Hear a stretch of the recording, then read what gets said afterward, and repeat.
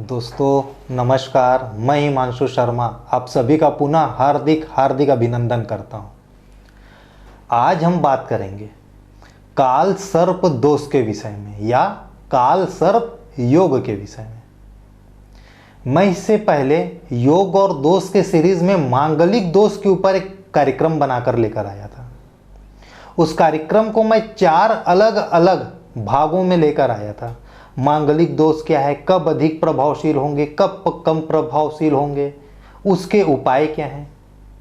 इसी प्रकार से मैं काल सर्प योग के ऊपर भी कम से कम 3 से 4 कार्यक्रम अगले महीने भर में जब जब मेरे को समय मिलता है मैं आपके लिए लेकर आऊँगा और आपके हर तरीके के सवाल का जवाब दूंगा। काल सर्प दोष क्या है, अधिक प्रभावी कब होता है, कम प्रभावशील कब होता है, क्या काल सर्प दोष से कोई दूसरा भी राजयोग बनने की संभावनाएं रहती हैं। बहुत सारी ऐसी चीजें हैं। आंशिक काल सर्प दोष क्या होता है, काल सर्प दोष का नाम काल सर्प दोष ही क्यों पड़ा। बहुत सारी चीजें हैं जो आपके मन में है।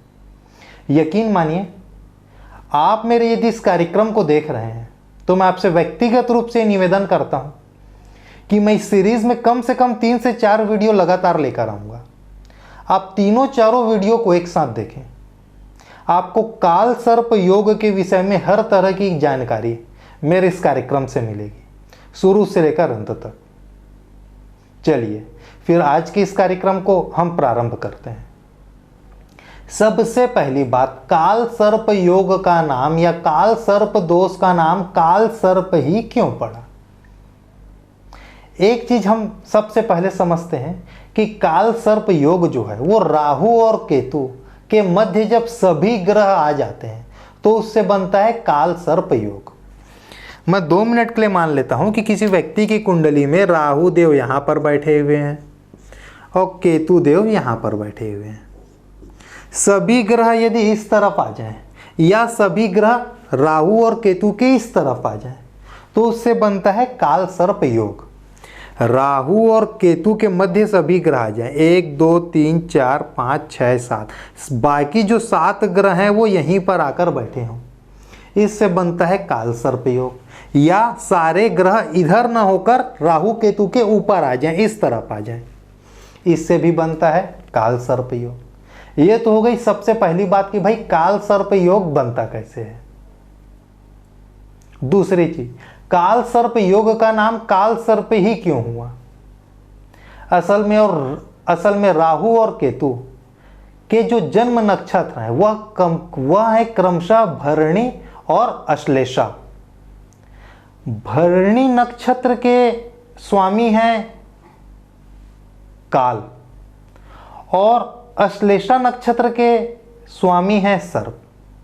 तो काल, भरणी नक्षत्र के देवता काल और अश्लेषा नक्षत्र के स्वामी सर्प, काल सर्प। इससे इस योग का नाम या इस दोष का नाम पर्टिकुलर काल सर्प ही पड़ा। काल सर्प क्यों पड़ा, नक्षत्र के स्वामी ग्रह के कारण।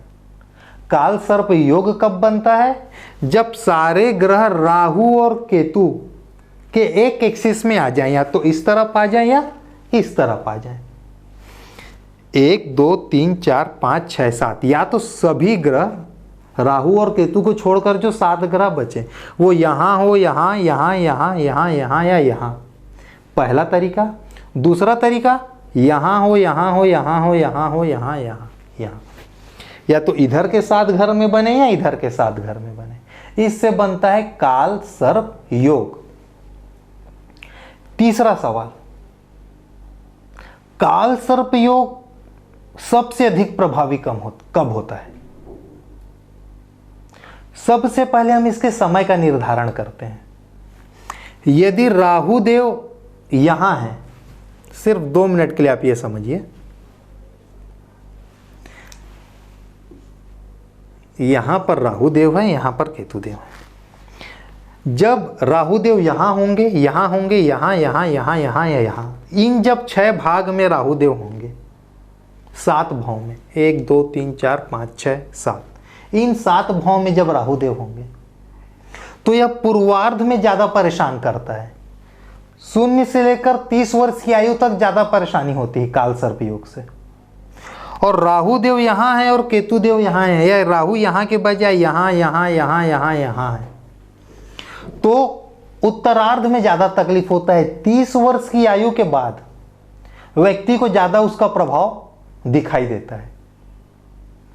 पूर्वार्ध कब दिखाई देगा? शुरुआत में जन्म से लेकर 30-35 साल तक कब काल सर्प योग का सबसे ज्यादा प्रभाव दिखाई देता है? जब राहु देव 12वें भाव से 6वें भाव के बीच में हो। राहु देव या तो 12वें भाव में हो, पहले में हो, दूसरे में हो, तीसरे में हो, चौथे में हो, 5वें में हो, 6वें में हो, तो काल सर्प योग का प्रभाव पहले 30-35 साल तक ज्यादा दिखाई देता है। और जैसे ही राहु देव 6वें भाव में 7वें, 8वें, 9वें, 10वें, 11वें भाव में पहुंचते हैं, तो काल सर्प योग का जो प्रभाव है वो पूर्वार्ध के बजाय उत्तरार्ध में ज्यादा दिखाई देता है। अब हम आ जाते हैं अगले विषय वस्तु में। आखिर काल सर्प योग का प्रभाव सबसे अधिक किस समय होता है? सबसे पहली बात, राहु और केतु स्वयं वक्री ग्रह हैं। जब उनके साथ कोई वक्री ग्रह बैठ जाता है तो काल सर्प दोष का प्रभाव अधिक दिखाई देता है। दूसरी बात, राहु देव यदि मंगल के साथ बैठ गए, राहु देव यदि शनि के साथ बैठ गए, केतु देव यदि मंगल के साथ बैठ गए, केतु देव यदि शनि के साथ बैठ गए, काल सर्प दोष का प्रभाव ज्यादा दिखाई देता है। तीसरी बात, राहु देव जहां पर बैठे हैं यदि वहीं पर सूर्य आ जाए और केतु देव जहां पर बैठे हैं यदि वहां पर चंद्र आ जाए, तो वह चंद्र ग्रहण के दिन का जन्म माना जाता है। यहां पर फिर काल सर्प दोष के प्रभाव में वृद्धि हो जाती है। जहां पर राहु देव बैठे हुए यदि वहीं पर सूर्य देव आ जाए और साथ ही साथ चंद्र देव आ जाए और केतु देव सामने रहे, वह जन्म होता है सूर्य ग्रहण के दिन का। फिर काल सर्प योग या दोष के प्रभाव में वृद्धि होती है। राहु और केतु अपने नीच राशि में आ जाए किसी भी भाव में बैठ के, फिर काल सर्प दोष के प्रभाव में वृद्धि दिखाई देती है। राहु और केतु 6, 8 और 12 भाव में बैठ के उस योग को बनाएं, जैसे अभी बने हुए हैं, एक 12वें भाव में, एक 6वें भाव में, या 8वें भाव में आ जाते हैं और दूसरे भाव के साथ कॉम्बिनेशन हो जाता, फिर काल सर्प योग या दोष के प्रभाव में वृद्धि हो जाता है। यह सारी चीजें हैं जहां पर काल सर्प दोष या योग के प्रभाव में वृद्धि हो जाता है। कुंडली में बनने वाले काल सर्प दोष के साथ यदि सकट दोष या केमद्रुम दोष बन रहा है तो फिर भी काल सर्प दोष के प्रभाव में वृद्धि हो जाता है और लोगों को अधिक हानि होती है। बहुत ही माइन्यूटली एनालाइज करने की चीजें हैं ये सारी चीजें, बहुत ही माइन्यूटली।